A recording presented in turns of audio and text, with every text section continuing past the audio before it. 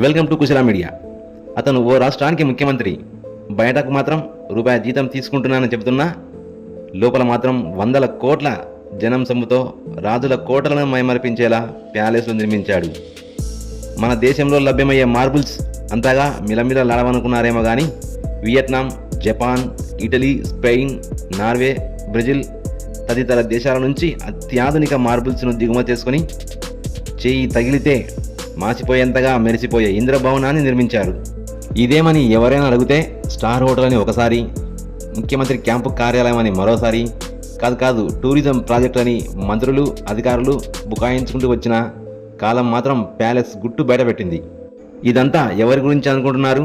తాజాగా మాజీ అయిన జగన్మోహన్ రెడ్డి గురించి, విశాఖపట్నం బీచ్ ఒడ్డున నిర్మించిన రుషికొండ ప్యాలెస్ గురించేనండి.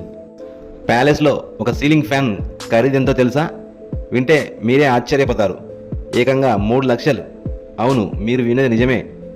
ఒక్క ఫ్యాన్ విషయంలోనే కాదు, కుర్చీలు, సోఫాలు, కరెంటు వస్తువులు, షాన్లియర్లు, ఇంటీరియర్ సామాగ్రి ఇలా చెప్పుకుంటూ పోతే ప్యాలెస్లో అణువణువు నమ్మశక్యంగాని ముక్కున వేలేసుకుని ఆశ్చర్యపరిచే అంశాలే.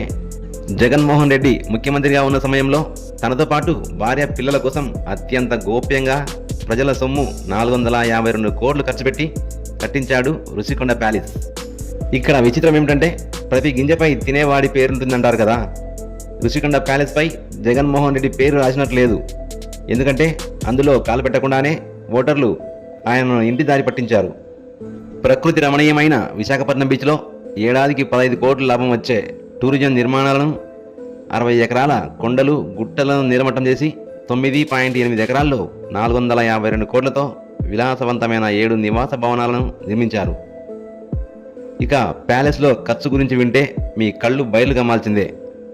అంతర్గత అలంకరణ వస్తువులు, ఫర్నిచర్ కోసం 33 కోట్లు, కుర్చీలు, బల్లలు, టేబుళ్ల కోసం 14 కోట్లు, సీలింగుకు తలతలా మెరిసే శాండ్లియర్ల కోసం 1 కోటి రూపాయలు, ఇంటీరియర్ సామాగ్రి కోసం 19 కోట్లు, 60 లక్షలతో 3 టాయిలెట్లు, కరెంటు, డ్రైనేజీ కోసం 28 కోట్లు, రోడ్లు, కాలువల కోసం 50 కోట్లు, భవన నిర్మాణం లెవెలింగ్ పనుల కోసం 95 కోట్లు, ల్యాండ్ స్కేపింగ్నకు 21 కోట్లు ఖర్చు పెట్టారు.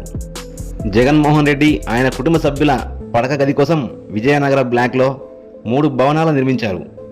ఈ గదుల్లో విలాసవంతమైన మంచం, పరుపు, కుర్చీలు, బల్లలు, బయోమెట్రిక్తో పనిచేసే వార్డు బోర్డ్స్, పేదోడి ఇంటికన్నా విశాలమైన టాయిలెట్లున్నాయి. ఇన్ని వందల కోట్లు వెచ్చించి నిర్మించిన ప్యాలెస్లోకి దొంగలు ఎవరైనా చొరబడతారనుకున్నారేమో కానీ పెద్ద పెద్ద గేట్లు, ప్రవేశ ద్వారాలతో పాటు ఏకంగా 20 అడుగుల ఎత్తైన భారీ ఇనుప ఫెన్సింగ్ చుట్టేశారు. అధికారంలో ఉన్నప్పుడు తమను రుషికొండ వైపు కన్నెత్తి చూడనివ్వకపోవడంతో గెలిచిన ఆనందంలో ఎమ్మెల్యే గంటా శ్రీనివాసరావు ఆధ్వర్యంలో అటువైపు వెళ్లిన టీడీపీ నాయకులు, మీడియా మిత్రులు రుషికొండ ప్యాలెస్ను చూసి అవాక్కయ్యారు. అత్యంత గోప్యంగా నిర్మించిన రుషికొండ ప్యాలెస్ గురించి తెలుసుకున్న ప్రజలు కథలుగా చెప్పుకుంటూ విస్తుపోతున్నారు. Please like, share and subscribe Kushala media.